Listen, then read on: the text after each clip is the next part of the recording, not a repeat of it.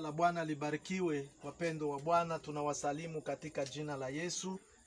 Kama vile Maombolezo sura yake ya 3 na vesi yake ya 22 nasema kwamba kwa wema wa Mungu ndio maana atuharibiwe na vitu vyovyote vile ambavyo vinapatikana chini ya jua. Na kwa kweli tunashukuru sana kwa sababu Mungu amekuwa pamoja nasi na kuwaletea somo letu katika maandiko matakatifu, wimbo ulio bora sura yake ya 5 na vesi yake ya 16. Hapo tunaona neno tusiruhusu sauti zetu kupoteza. Watu wengi wanaruhusu sauti zao kupoteza, na ndio maana kabisa wapate msaada.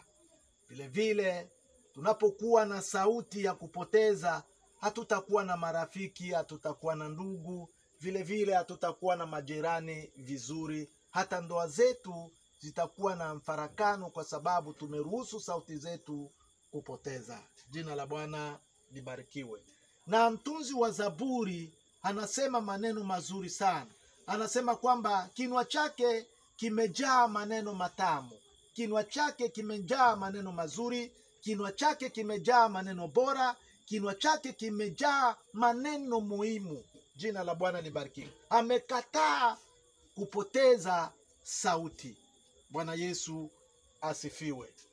Na hayo maneno mazuri, maneno matamu, maneno bora na maneno muhimu, kama vile Kolosai sura yake ya 4 na vesi yake ya 6 nasema kwamba maneno yetu yawe yamekolea munyu. Tusiruhusu maneno yetu yapate kupoteza. Maana maneno matamu mazuri na maneno bora na maneno muhimu huleta urafiki, huleta undugu, huleta ujirani mwema. Jina la Bwana libarikiwe. Bwana Yesu asifiwe. Sio simba anapoona nyati anasema kwamba mimi napata chakula, au nyati anapoona simba anaona kwamba mimi naangamia. Leo hii tunapokuwa na maneno yasiyokuwa bora, maneno yasiyokuwa mazuri, maneno yasiyokuwa matamu, maneno yasiyokuwa muhimu, hiyo inaweza ikaleta mtafaruku katika ndoa zetu. Tunaposoma Zaburi ya 22 na vesi yake ya 21. Bwana Yesu asifiwe. Tuchukue mfano wa wanawake wawili ambao walikuwa katika mahakama ya mfalme Sulemani. Wanawake wawili walikuwa katika ushauri ya mfalme. Wanawake wawili walikuwa katika hukumu ya mfalme Sulemani. Walikuwa wakigombania mwanamke, lakini mwanamke wa kwanza alikuwa na sauti ya kupoteza. Akasema namna gani? Jina la Bwana libarikiwe. Wakati mfalme alipoona kwamba wanawake wanagombania mtoto, akaruhusu askari achukue kisu amkate vipande viwili na wagawilie kila mtu kipande kimoja na mwingine achukue kipande kimoja. Lakini yule wa kwanza akasema kwamba ni vizuri huyu mtoto auawe, sisi wote tukose. Akawa na maneno, akawa na sauti ya kupoteza. Lakini yule wa pili akasema kwamba haitawezekana kuua mtoto wangu huyu, afadhali mchukue mtoto wangu mumpee, sababu nitaanza kumuona mtoto wangu kupitia yeye. Jina la Bwana libarikiwe. Jameni, lazima tuwe na sauti isiyopoteza. Watu wengi kabisa wanapoteza urafiki na undugu kwa sababu tumeruhusu vinywa vyetu kusema maneno yasiyowezekana. Jina la Bwana libarikiwe. Tunaposoma Wafalme wa kwanza sura yake ya 3 na vesi yake 23 mpaka 27. Vile vile tuchukue mfano wa Malkia Vasti. Malkia Vasti alikuwa mrembo sana, alikuwa mzuri sana, na alitarajia kwamba hawe malkia wa mfalme Asuero. Na wakati mfalme Asuero alipofanyisha sherehe kubwa kabisa, na unajua katika sherehe kuna maneno ambayo yanaonesha kwamba sherehe ni mzuri. Kulikuwa maneno mazuri kabisa, watu waliimba vizuri, watu walicheza kabisa, vile vile watu wakala chakula na watu wakakunywa kabisa mvinyo, na sherehe ikawa vizuri, na mpaka watu wakasema kwamba ni vizuri mfalme aoneshe malkia. Ndipo mfalme Asuero akamrisha wazee wende kuchukua Malkia Vasti ili watu waone Malkia. Jina la Bwana libarikiwe. Lakini wazee walipokwenda kuchukua Malkia Vasti, Vasti alikataa.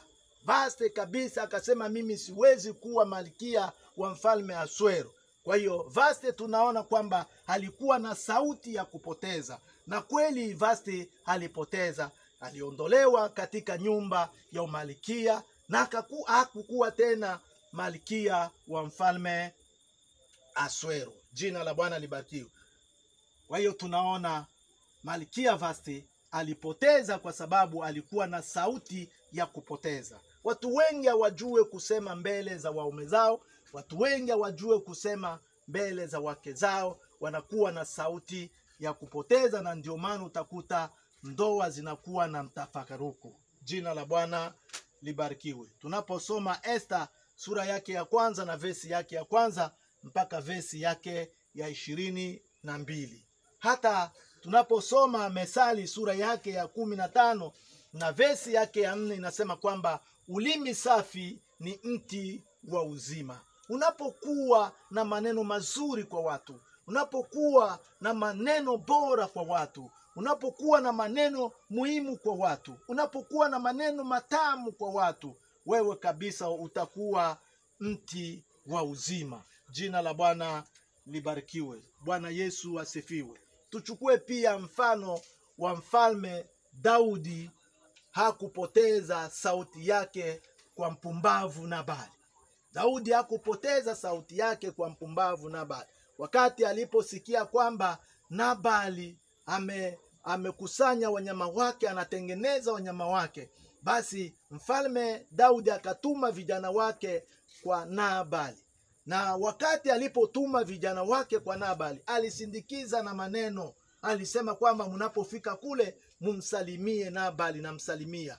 Mnapofika kule kabisa mumwambie kwamba Nabali aishi salama. Mnapofika kule mumwambie Nabali amani iwe kwa Nabali. Mnapofika kule mumwambie amani iwe kwa nyumba ya Nabali. Vile vile akasema kwamba amani kwa watu wa Nabali. Kwa hiyo Daudi alimtakia kabisa wema, hakuruhusu sauti yake kupoteza. Jina la Bwana libarikiwe. Kwa maana hiyo sauti ya Daudi kwa Nabali ilibeba amani, ikabeba na usalama. Na hiyo ndiyo utajiri kwa mwanadamu. Wakati unapotakia mwenzako amani, wakati unapotakia mwenzako usalama, hiyo ndiyo utajiri kabisa wa mwanadamu.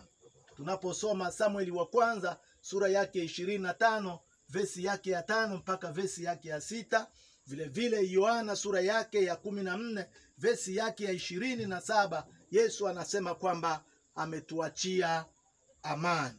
Na unaposoma Galatia sura yake ya 6 na vesi yake ya 16 inasema kwamba unapotakia mwenzako amani, unapotakia mwenzako usalama, unapotakia mwenzako mazuri, unapotakia mwenzako heri, na wewe utapokea hiyo heri. Lakini Nabali alipoteza maneno kwa mfalme Daudi. Akauliza, huyu Daudi ni nani? Ni mtoto wa nani? Kuna watu wengi ambao wanamtoroka, na huyu Daudi mimi simjui. Kwa hiyo jina la Bwana libarikiwe. Na Biblia inasema katika Samueli wa kwanza 25 na vesi yake ya 10, Yuda 1:19 inasema kwamba watu ambao wasiokuwa na roho, watu ambao wasiojazwa na roho, watu ambao wasioongozwa na roho, hao ni watu ambao wanakuwa na sauti za kupoteza. Asanteni na Mungu awabariki. Amen.